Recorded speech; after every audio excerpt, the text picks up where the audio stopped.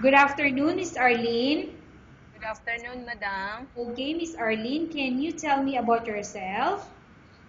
I am Arlen Gomez Blanquet, 39 years of age. I am single.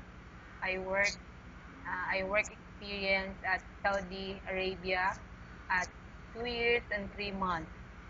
Okay, I have few questions for you to answer, so let's start. Why do you want to work as a maid? Because I want to help my family, especially my mother. Why you choose Malaysia when there is a lot of other country? Because I want to know what is Malaysia is, the beautiful Malaysia. How are you qualified for this job? I am qualified because I am hardworking, responsible, and honest. May I know what is your education level is? I graduated at Associate Computer Science Technology. So you are a college graduate. Yes, madam. What is your recent working experience? Uh, Saudi Arabia, May I know what is your position when you work in Saudi Arabia? domestic helper. Have you worked abroad before? Yes, madam. Can you please tell the place and how many years and months you worked for? Kingdom of Saudi Arabia, 2 years and 3 months at Mr. Muhammad Rashid Al Katlan. Do you have experience of taking care of baby? Yes, madam. May I know whose baby you are taking care of? My nephews and my nieces. Okay, how old is your nephew and your nieces? My nieces, 7 years old, and my nephew is 3 years old. What about elder people? Do you have experience taking care of an elder? Yes, madam. I take good care of my mother because she already 67 years old. Do you have any other special skills? Yes, madam. I know how to cook, and I know how to compute to know how to cook and how to operate computer. Okay. Are you willing to learn new skills? Yes, madam. Are you willing to work with a family where the mother-in-law or any relatives stay together? Yes, madam. Currently, are you still working now? No, madam. Do you know how to cook? Yes, madam. What sort of food can you cook? I know how to fry fish, how to cook meat and pasta and and spaghetti. Okay, so those are Filipino dishes that you can cook. Yes, madam.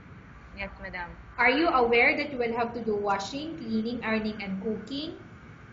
Yes, madam. From all the house chores, like cooking, washing, ironing, which do you like most? Cleaning. You are not allowed to use handphone during working hours.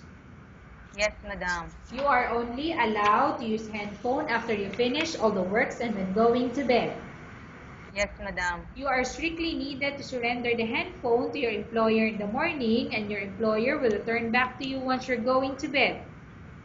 Yes, madam. If ever your employer finds out that you're abusing your handphone and it's affected your work for 4 months, your employer will confiscate your handphone and you're not allowed to hold it anymore. Instead, your Yes, employer madam. will allow you to call to your family 3 times in a month. You're only allowed Yes, to bring smartphone. I'm sorry, you're only allowed to bring normal phone and you're not allowed to bring smartphone. Are you agreed for the terms and condition? yes, madam. Are I you agree. agree to the rules and regulation for the handphone? Yes, madam. I agree. How many years is the contract as you agreed and understand? 2 years. Can you describe for me your ethics or your attitude? I am honest, responsible, and hardworking. How can you assure to us that you will work hard in Malaysia? I do my best as a worker, not the doing good and doing my job as well. Can you promise not to use the telephone without the permission of your employer? I promise, madam. Can you promise not to put on makeup but to dress properly while work? Yes, I promise, madam.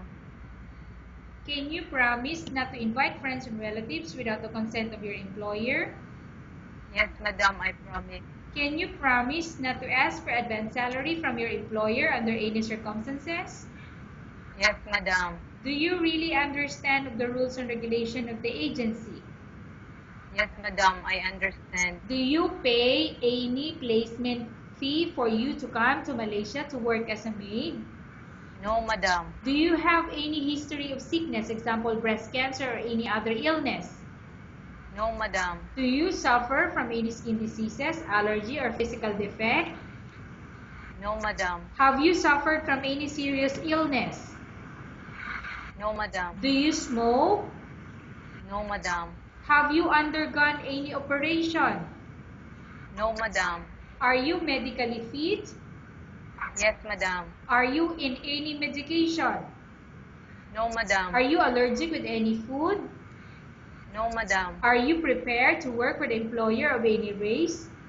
Yes, madam. Are you prepared to eat the type of food taken by your employer?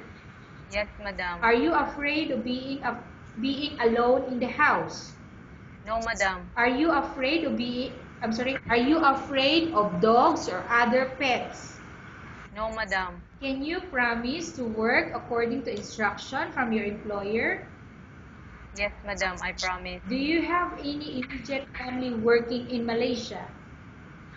What, madam? Pardon? Do you have any immediate family working in Malaysia? No, madam. Okay, Ms. Arlene, we have finished our question section. Let's go to case study. I have a case study for you and I want you to answer me truthfully.